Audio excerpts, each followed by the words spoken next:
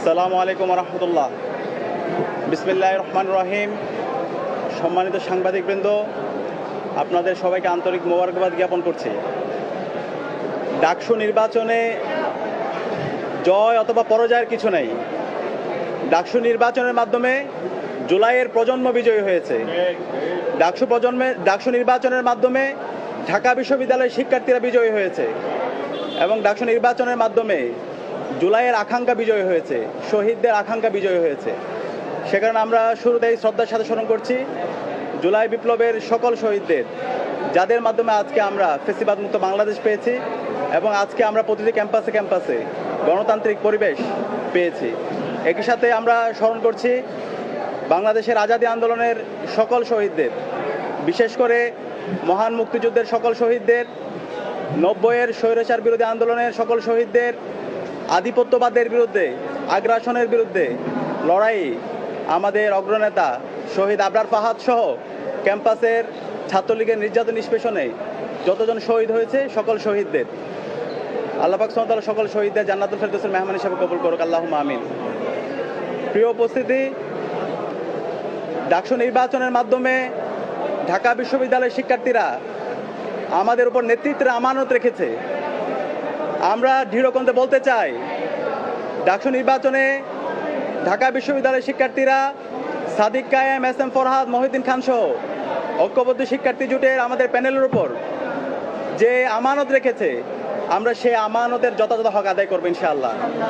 আমরা কথা দিচ্ছি, আমাদের শিক্ষার্থীদের যে স্বপ্নের ক্যাম্পাস, সেই স্বপ্নের ক্যাম্পাস বিনির্মাণ না হওয়ার আগ পর্যন্ত আমরা থামবো না। আমরা আমাদের লড়াই চালিয়ে যাবো ইনশাআল্লাহ। আমি ডাকসুর ভিপি হিসাবে আপনাদেরকে আমি পরিচয় দিতে চাই না। ঢাকা বিশ্ববিদ্যালয়ের শিক্ষার্থীদের কাছে আমি ডাকসুর ভিপি হিসাবে পরিচয় দিতে চাই না। আমি একজন, আমার বোনের একজন ভাই হিসাবে আমাকে পরিচয় দিতে চাই। আমার একজন ছোট ভাইয়ের বড় ভাই হিসাবে আমি পরিচয় দিতে চাই। আমার একজন বড় ভাইয়ের স্নেহের ছোট ভাই হিসাবে পরিচয় দিতে চাই। আমার বন্ধুর একজন বন্ধু হিসেবে পরিচয় দিতে চাই। আমার শিক্ষকের একজন ছাত্র হিসাবে আমি আমাকে পরিচয় দিতে চাই। আমি কথা দিচ্ছি, সাদিক কায়েমকে আপনারা যেভাবে দেখেছেন, ডাকসুর ভিপি হওয়ার পরে তার কোনো পরিবর্তন হবে না ইনশাআল্লাহ। শিক্ষার্থীদের যে কোনো সমস্যা, ব্যক্তিগত সমস্যা, পারিবারিক সমস্যা, ক্যাম্পাসের বাইরে যে কোনো সমস্যায় তার পরিবার যেভাবে পাশে থাকে, আমরা ইনশাআল্লাহ কথা দিচ্ছি ঢাকা বিশ্ববিদ্যালয়ের প্রতি শিক্ষার্থীর পাশে আমরা আমাদের সবটুকু দিয়ে পাশে থাকবো ইনশাআল্লাহ।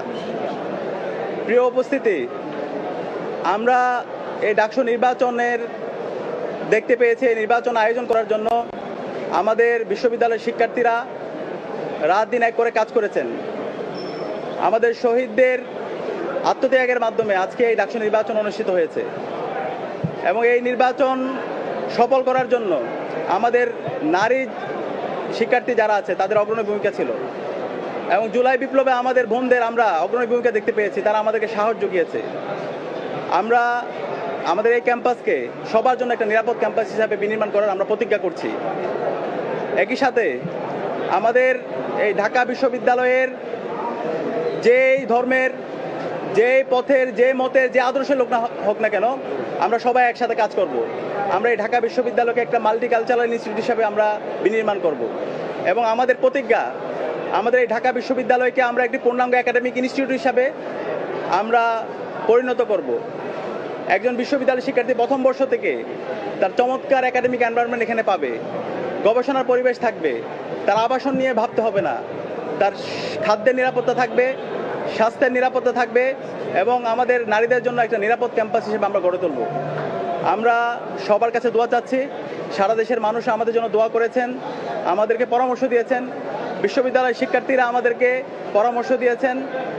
আমরা কথা দিচ্ছি, শিক্ষার্থীদের যে আকাঙ্ক্ষা তাদের সেটাই আমাদের আকাঙ্ক্ষা, শিক্ষার্থীদের ভয়েসে আমাদের ভয়েস, শিক্ষার্থীদের প্রত্যাশায় আমাদের প্রত্যাশা।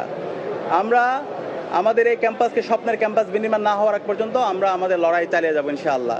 একই সাথে এই ডাকসু নির্বাচনে আমাদের অনেক সহযোদ্ধারা ছিল, আমরা তাদেরকে সহযোদ্ধা হিসেবে বলতে চাই, কারণ জুলাই আন্দোলনে এখানে যারা প্রার্থী ছিল আমরা সবাই সহযোদ্ধা ছিলাম। আমাদের সহযোদ্ধারা তাদের যে ইস্তেহারগুলো ছিল, আমরা সবাই একসাথে কাজ করতে চাই।